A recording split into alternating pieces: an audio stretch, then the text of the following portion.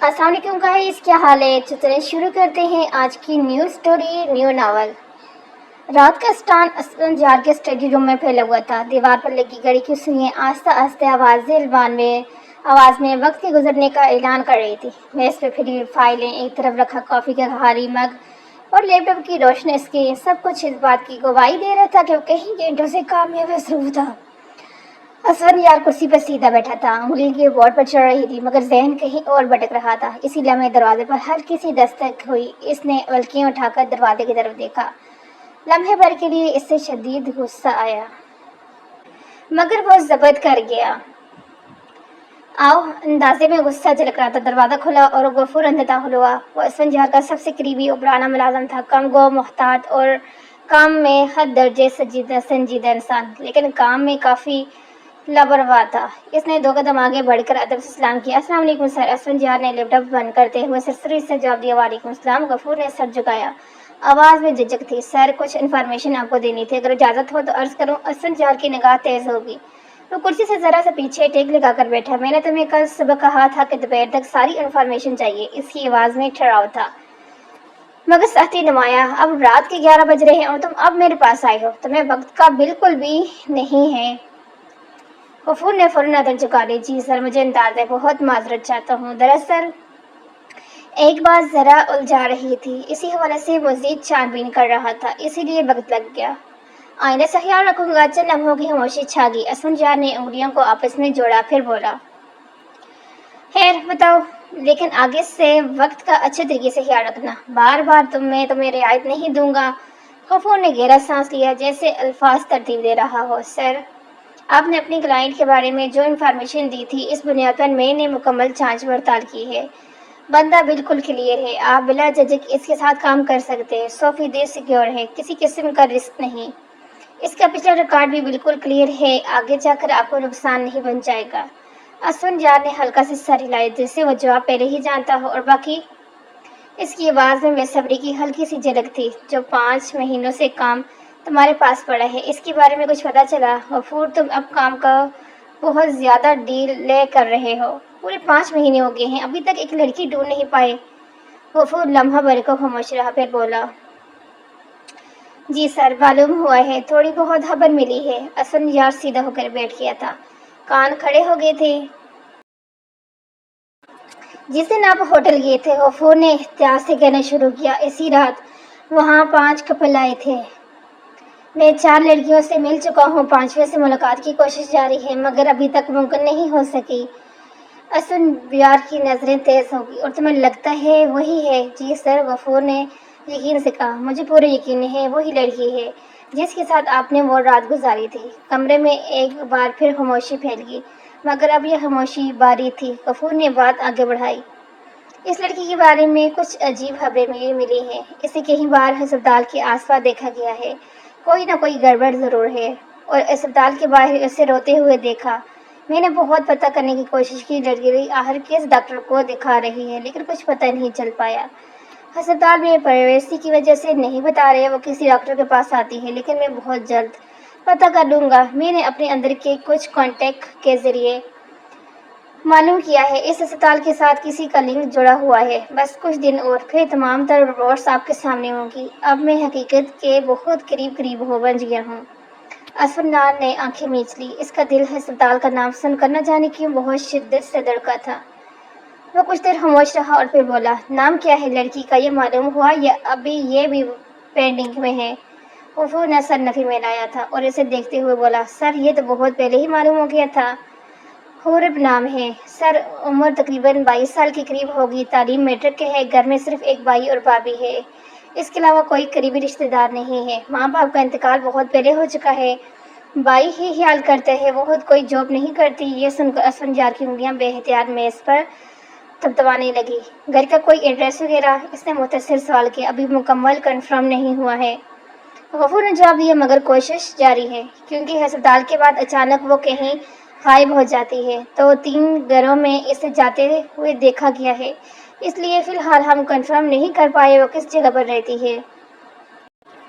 اسفندیار نے فیصلہ کن انداز میں کہا، کسی بھی طرح اس کا گھر کا ایڈریس مجھے تک پہنچاؤ، باقی میں خود دیکھ لوں گا، تمہاری ذمہ داری یہاں ختم ہو جائے گی۔ مجھے گھر کا ایڈریس چاہیے، جس لڑکی کے ساتھ میں نے زبردستی کی ہے اس کو انصاف ضرور دوں گا۔ میں وہ سب نہیں کرنا چاہتا تھا، وہ سب ایک غلط فہمی تھی اور میں اب اس غلط فہمی کو ختم کرنا چاہتا ہوں۔ اس کی بات سن کر غفور نے سر ہاں میں ہلایا اور سر جھکا کر بولا، جیسے آپ کو مناسب لگے سر، جتنا جلدی ہو سکے گا میں گھر کا ایڈریس کنفرم کر کے آپ کے پاس پہنچا دوں گا۔ میں 100% یقین ہوں گا یہ لڑکی وہی ہے جس کے ساتھ آپ کی رات گزری تھی۔ خیر اس بات سے اب بے فکر ہو جائیں، اور کوئی حکم اس کے علاوہ کوئی کام وغیرہ؟ اسفن جان نے نفی میں سر ہلایا۔ نہیں، تم جا سکتے ہو، ابھی فی الحال یہی کام اہم ہے اور اس سے بردے ہاں تو باقی سب میں کسی اور کو کہہ دوں گا۔ غفور خاموشی سے پلٹا اور کمرے سے باہر نکل گیا۔ دروازہ بند ہوا تو اسفن جان کرسی پر ساکت بیٹھا رہ گیا۔ گھڑی کی ٹک ٹک اب زیادہ تیز محسوس ہو رہی تھی۔ اس نے نظریں بند کی مگر ذہن میں حورب کا نام گونج رہا تھا۔ 5 مہینوں سے دبے سوالات ایک ایک کر کے سر اٹھا رہے تھے۔ وہ اسے اندازہ ہو چکا تھا کہ یہ معاملہ اتنا سادہ نہیں جتنا وہ سمجھ رہا تھا، کیونکہ وہ پریگننٹ ہے۔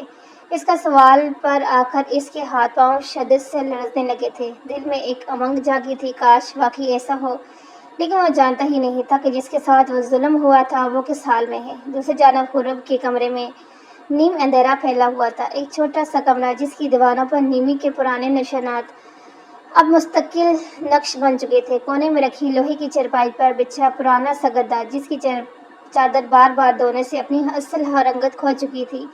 ایک طرف الماری کے نام پر لکڑی کا بوسیدہ خانہ جس کے دروازے کی کنڈی اکثر ڈھیلی رہتی تھی۔ کمرے میں دواؤں کی ہلکی سی بو بسی ہوئی تھی جسے تکلیف یہاں مستقل قیام کر چکی تھی۔ واش روم کا دروازہ ابھی پوری طرح بند بھی نہیں ہوا تھا کہ حورب لڑکھڑاتے قدموں سے باہر نکلی۔ اس کے ہاتھ دیوار پر پھسلے مگر جسم نے ساتھ نہیں دیا۔ وہ 4 ماہ کی حاملہ، چہرہ زرد، آنکھوں کے نیچے گہرے سیاہ حلقے نمائے تھے، ہونٹ سوکھ کر سفید ہو چکے تھے۔ اس نے بمشکل 2 قدم اٹھائے اور پھر گھٹنوں کے بل زمین پر بیٹھ گئی۔ سانس تیز سے چل رہی تھی جیسے سینہ بوجھ سے بھر گیا ہو۔ ماتھے سے پسینہ بہہ کر کمٹری تک آ گیا۔ وہ کانپتے ہاتھوں سے زمین کو تھامتے گہرے سانس لینے لگی۔ پیٹ میں اینٹھک اٹھ رہی تھی، الٹیاں رکنے کا نام نہیں لے رہی تھی۔ اس نے آنکھیں بند کر کے سر دیوار سے ٹکا دیا، دل ہی دل میں حساب لگایا کتنے دن ہو گئے ڈاکٹر کے پاس گئے، شاید مہینے۔ جیب میں موجود چند سکوں کی آواز اس کے کانوں میں گونج گئی تھی۔ اتنے پیسے بھی نہیں تھے کہ کم از کم ایک عام چیک اپ ہی کروا لیتی۔ چند لمحے ہی گزرے تھے کہ کمرے کا دروازہ زور سے کھلا۔ لائبہ اندر داخل ہوئی۔ اس کی آواز داخل ہونے سے پہلے ہی فضا کو چیر چکی تھی۔ ہو گیا ڈرامہ تمہارا؟ حورب نے کمزور سی نگاہ اٹھا کر دیکھا مگر کچھ بول ہی نہیں سکی۔ اٹھو اب، لائبہ نے تیز لہجے میں کہا، جا کر کچن میں پڑے سارے برتن دھو، پتہ نہیں کس کا گند اپنے پیٹ میں لیے گھوم رہی ہو۔ حورب کے جسم میں ایک چھرچری سی دوڑ گئی۔ تمہارے بھائی کا بس نہیں چل رہا، لائبہ بولتی جا رہی تھی، ورنہ وہ تو کب کا تمہیں گولی سے اڑا دیتا۔ پیسوں کی ایسی بھی کیا ضرورت پڑ گئی تھی کہ یہ حرکت کرتے تم ہوٹل پہنچ گئی؟ وہ نفرت سے حورب کو گھورنے لگی۔ مجھے تو تمہیں دیکھ کر ہی گھن آتی ہے۔ اگر ہماری عزت کا مسئلہ نہ ہوتا نا تو اب تک تمہیں اس گھر سے باہر نکال چکے ہوتے۔ یہ جملہ حورب نے آج پہلی بار نہیں سنے تھے۔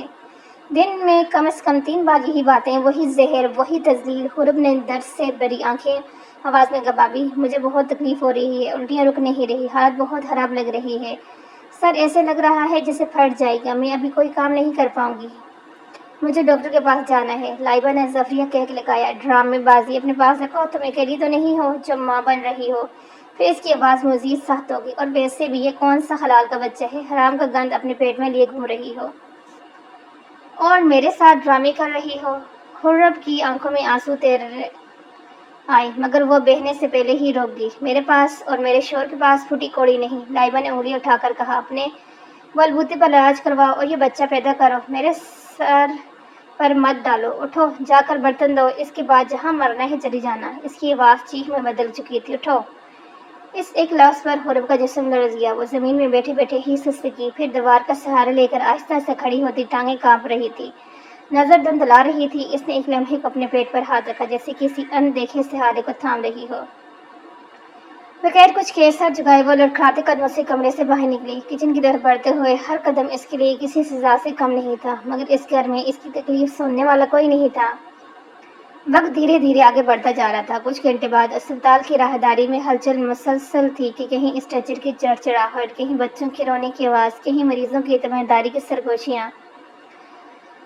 فلور پر بچے پرانے ٹائل جن پر وقت کے ساتھ مان پڑ چکی تھی ہر قدم کے ساتھ سردی کا احساس لا رہی تھی۔ حورب ایک بڑی سی سیاہ چادر میں لپٹی ہوئی بینچ پر بیٹھی تھی، کندھے جھکے ہوئے، نظریں زمین پر جمی ہوئی۔ برتن دھونے کے بعد ہاتھ میں ابھی تک صابن کی خوشبو رچی ہوئی تھی، مگر جسم میں جیسے جان باقی نہیں رہی ہو۔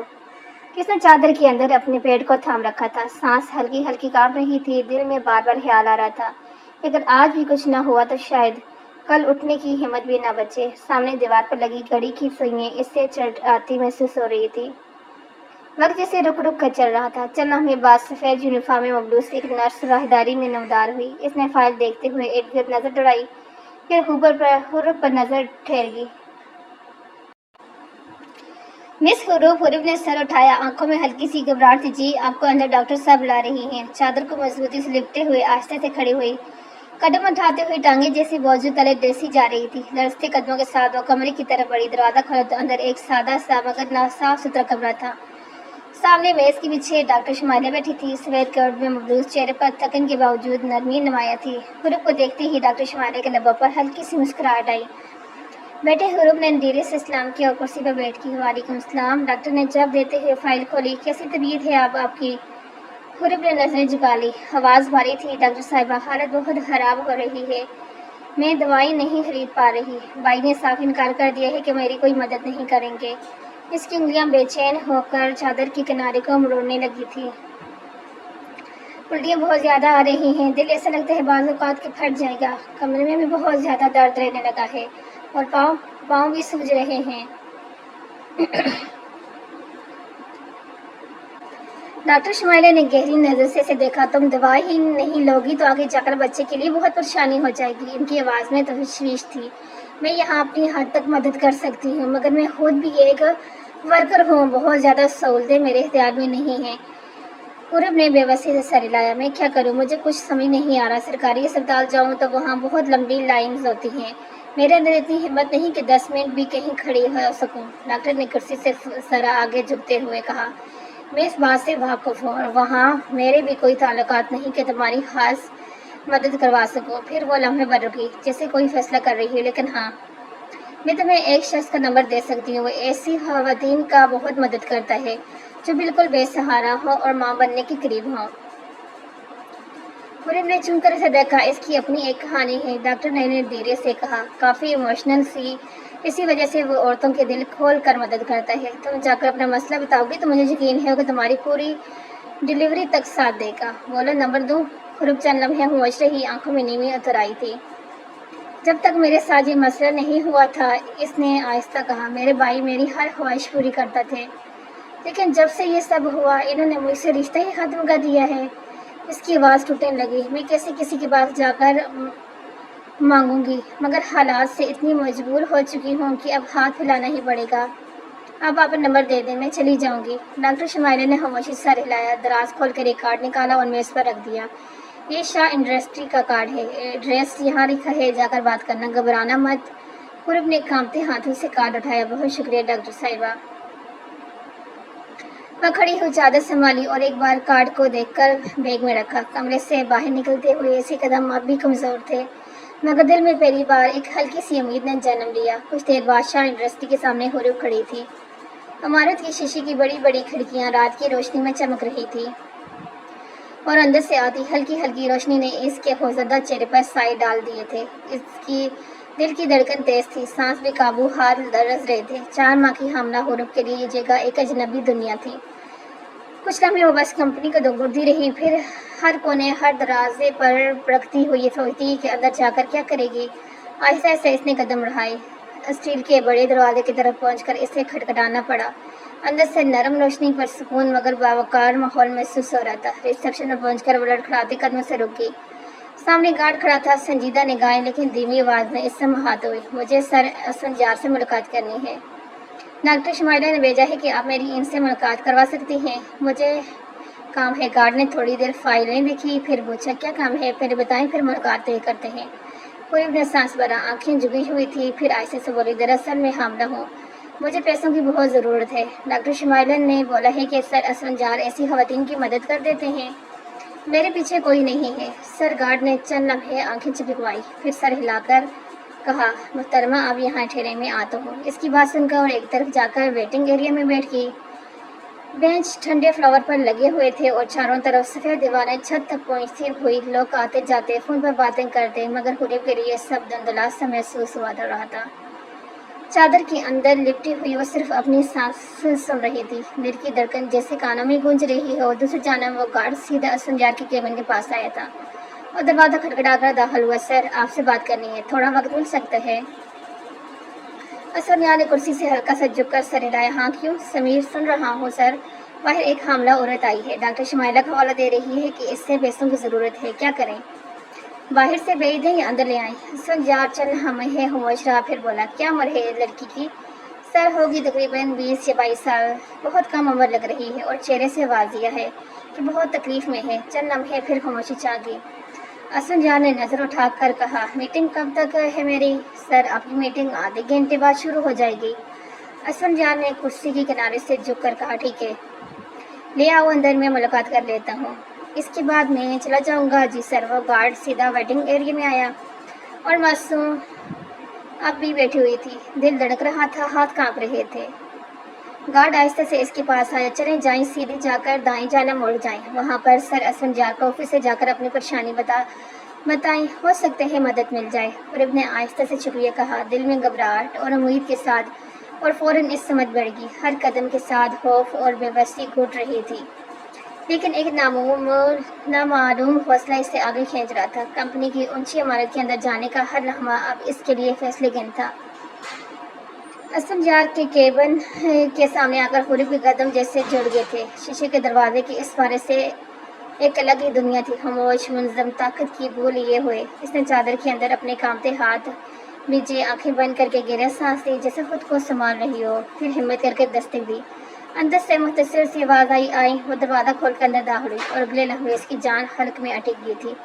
سامنے کرسی پہ بیٹھا شخص کوئی اور نہیں تھا، وہی چہرہ، وہی آنکھیں، وہی وجود، اسفندیار، وہ آدمی جس نے ایک رات میں اس کی ساری زندگی الٹ دی تھی۔ ہوٹل کی وہ رات، دھندلی روشنی، نشے میں ڈوبا ہوا لہجہ اور اس کی بے بسی، سب کچھ ایک جھٹکے میں اس کے ذہن پر ٹوٹ پڑا۔ ایسا لگتا تھا جیسے قدموں تلے زمین نکل گئی ہو۔ اسے بالکل اندازہ نہیں تھا کہ اچانک وہ اپنی ماضی میں آ کر کھڑی ہو جائے گی۔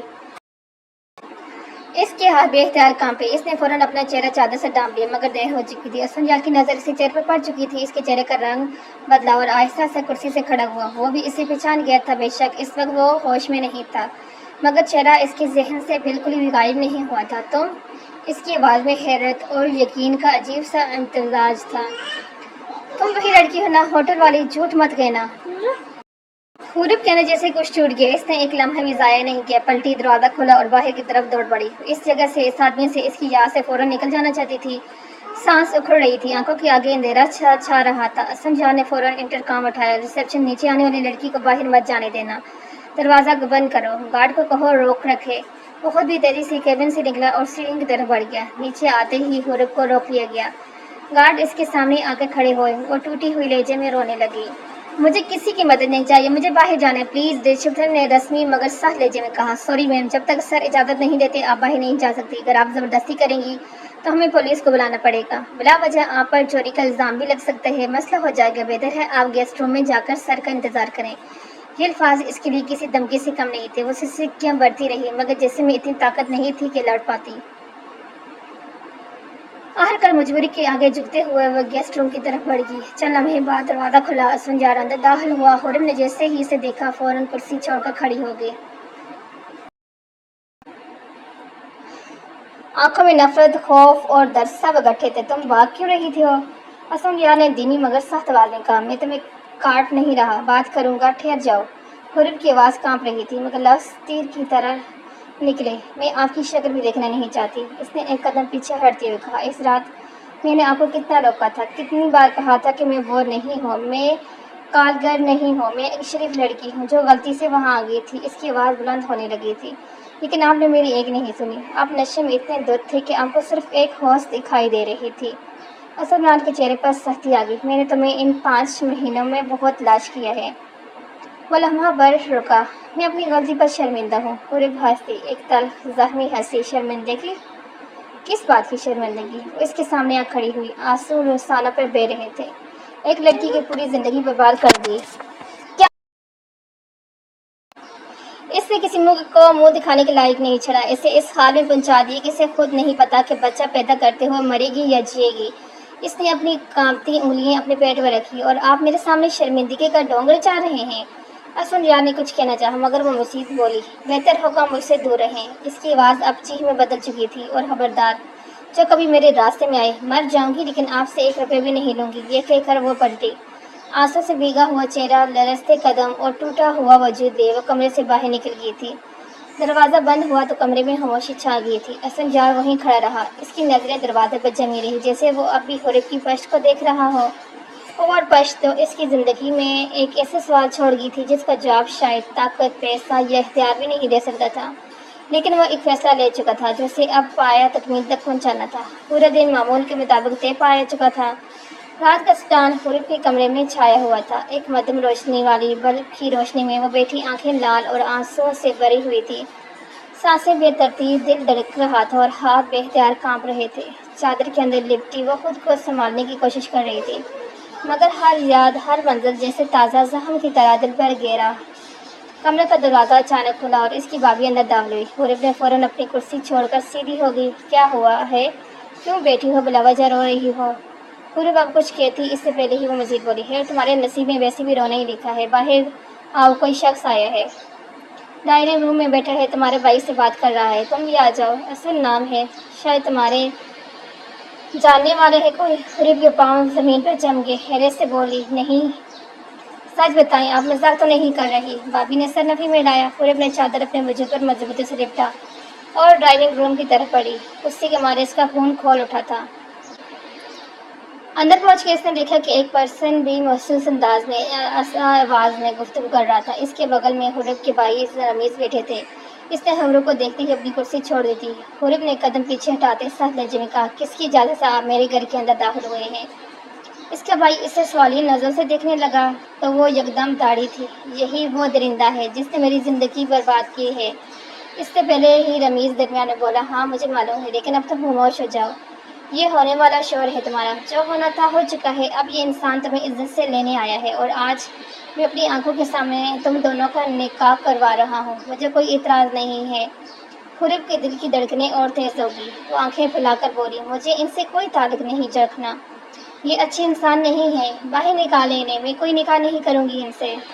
رمیز نے سرسری سی نظر ڈالتے ہوئے کہا، تم فیصلہ نہیں کر سکو گی کون اچھا ہے کون برا؟ تم جس حال میں کھڑی ہو بہتر ہے کہ تمہیں ایک مرد کا نام مل جائے، تمہارے بچے کو نام مل جائے گا۔ تم کیا چاہتی ہو؟ کیا تم اپنی زندگی برباد کرنا چاہتی ہو؟ حورب نے آنکھیں جھکائی، سانس بھی قابو، اور آہستہ سے کہا، میری زندگی تو پہلے ہی برباد ہو چکی ہے، اس انسان سے شادی کر کے میری زندگی آباد نہیں ہوگی۔ اس سے پہلے ہی اسن نے قدم آگے بڑھایا، آنکھوں میں پچھلے ماہ کی شرمندگی غصہ چھپا تھا، مگر آواز میں مخلصی تھی، وعدہ کرتا ہوں تمہیں اور اس بچے کو کسی چیز کی کمی نہیں ہونے دوں گا، میں مانتا ہوں اس دن سب میری غلطی سے ہوا تھا، تم بے قصور ہو، لیکن اب پلیز سمجھنے کی کوشش کرو۔ حورب نے کچھ کہنا چاہا مگر اسن نے بات جاری رکھی، اس وقت ایک نام کی ضرورت ہے، اور اس بچے کے لیے بھی، اگر اپنے لیے نہیں تو اپنی اولاد کے لیے بہتر فیصلہ کر لو۔ رمیز نے خشک لہجے میں کہا، رونا دھونا بند کرو، یہ میرا حکم ہے، ورنہ آج میں تمہیں اس گھر سے نکال دوں گا، بہتر ہے نکاح کر کے اس کے ساتھ اس کے گھر چلی جاؤ، ورنہ ساری زندگی تمہیں سڑک پر دھکے کھانے ہوں گے۔ عزت چاہیے یا ذلت، اب یہ تمہارے اپنا فیصلہ ہے۔ حورب کے ہاتھ کانپنے لگے، چہرہ سفید، آنکھیں بھری ہوئی، دل دھڑک رہا تھا اور خاموش رہی، اندر سے ہچکچاہٹ، نفرت، خوف سب ایک ساتھ ٹکرا رہے تھے، مگر باہر کے حالات، بھائی کی دھمکی اور اپنے بچے کی فکر نے اسے مجبور کر دیا تھا۔ آہر کے اس نے آہستہ سے سر ہلایا، چادر کو مضبوطی سے لپٹ کر اس نے بولا، ٹھیک ہے، میں راضی ہوں۔ کمرے میں خاموشی چھا گئی، صرف چند سانسیں اور دل کی دھڑکنیں سنائی دے رہی تھی۔ وہ نہ چاہتے ہوئے بھی راضی ہو گئی تھی، صرف اپنی اولاد کی خاطر، اپنی عزت کی خاطر۔ اگر اس کے بس میں ہوتا سامنے کھڑے شخص کو قتل کر دیتی، مگر اس کے قدم ابھی بھی لرز رہے تھے۔ اس کے پیچھے اسن جار نے گہری نظر سے اس کا جائزہ لیا، جیسے ہر چھوٹا سا خوف، ہر زخمی لمحہ اس کے دل میں اتارنا چاہ رہا ہو۔ یہ رات، یہ کمرہ، ان کے درمیان ایک نئے باب کا آغاز تھا، دونوں کے لیے، وہ اس بچے کے لیے جو ابھی پیدا بھی نہ ہوا تھا۔ کچھ دیر بعد نکاح کا انتظام مکمل ہو گیا تھا۔ ڈائننگ روم میں ہلکی روشنی میں گھبراہٹ اور سکون کا عجیب سا امتزاج تھا۔ صوفوں کی نرمی سی گدیاں، دیوار پر لگی قدیم پینٹنگس اور فرش پر بچھے قالین کی دھندلے رنگ ہر چیز کا معمولی سا مگر سنجیدہ ماحول دے رہا تھا۔ کمرے کی ایک طرف حورب کے صوفے پر سر پر دوپٹہ لپٹے خاموش بیٹھی تھی اور آنکھیں زمین پر جمی ہوئی تھی۔ ہاتھ لپٹے ہوئے تھے، دل کی دھڑکنیں تیز، سانس بے قابو ترتیب، اور دماغ میں بس ایک ہی منظر گھوم رہا تھا۔ اور وہ رات، ہوٹل کی روشنی، اسفنار کا نشہ اور اس کی بے بسی، وہ سب کچھ نہیں بھولی تھی۔ اسے ایک چیز یاد تھی، اس کے برابر اسی صوفے پر اسفندیار بیٹھا تھا، سنجیدہ چہرہ، آنکھوں میں کچھ پچھلے دنوں کی شرمندگی اور آج کے دن کی ذمہ داری۔ مولوی صاحب نے حورب کی طرف نظر دوڑائی، پھر آہستہ سے کہا، حورب، والد فرید احمد آپ کا نکاح اسفندیار شاہ والد راشد شاہ سے طے کیا گیا ہے، کیا آپ اس نکاح کو قبول کرتی ہیں؟ حورب کی